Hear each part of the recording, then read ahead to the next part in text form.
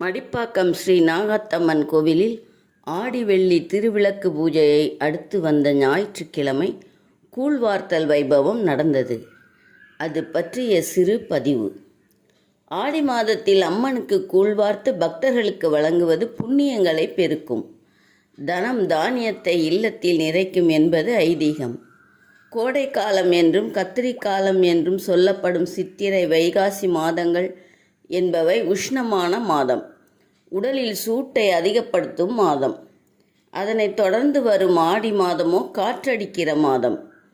உடலிலும் மண்ணிலும் பரவியிருக்கிற சூடும் காற்றும் சேர்ந்து உடலுக்கோ கண்களுக்கோ எந்த நோய்களையும் தந்துவிடக்கூடாது என்பதால் தான் ஆடி மாதத்தில் அம்மனுக்கு திருவிழா, பால்குடம், தீர்த்தவாரி, கூழ்வார்த்தல் என்றெல்லாம் வைபவங்கள் நடைபெறுகின்றன. மடிப்பாக்கம் மட்டுமல்ல, ஆடி மாத ஞாயிற்றுக்கிழமைகளில் அம்மனுக்கு கூழ்வார்த்தல் வைபவம் ஏராளமான அம்மன் கோயில்களில் விமர்சையாக நடந்தேறும். 5 என்பது விநாயகப் பெருமானின் கரங்கள். பஞ்சேந்திரியங்கள் என்கின்ற உடல் உறுப்புகள் 5.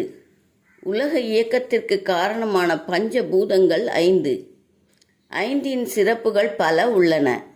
50 காப்பியங்கள், 5 திணைகள், 5 வகை நிலங்கள், 5 50 செயல்கள், 50 பூதங்களின் பண்புகள் என பல விஷயங்களில் 5 என்ற எண் குறிப்பிடப்படுகிறது. 5 என்ற எண் பல கலாச்சாரங்களிலும் மதங்களிலும் ஒரு முக்கியத்துவம் வாய்ந்த எண்ணாக கருதப்படுகிறது. 5 என்ற எண் மனித வாழ்க்கையிலும் இடம்பெறுகிறது.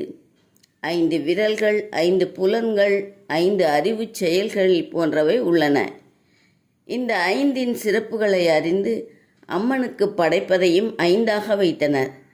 படையலில் 5 உருண்டைகள் இடம்பெற்றன. இலைகள் பரப்பி அவற்றில் மேல் அனைத்தையும் படைத்து விளக்கேற்றி ஆரத்தி காண்பித்த பின் வரிசையில் வந்த அனைவருக்கும் வழங்கினர். இந்த கூழ் சாப்பிடுவதால் உடலில் வெப்பம் குறைந்து குளுமையாகும், வயிற்றுப்புண் ஆறும், கண்களில் குளுமை ஏறிவிடும். இதனால் வெப்பத்தால் உண்டாகும் நோய்கள் வராமல் தடுக்கப்படும் என்பது நம்பிக்கை. இனி ஆடிக்கூழை தேடிக் குடியுங்கள், அம்மன் அருள் நிச்சயம் உண்டு. ஓம் சக்தி, பராசக்தி.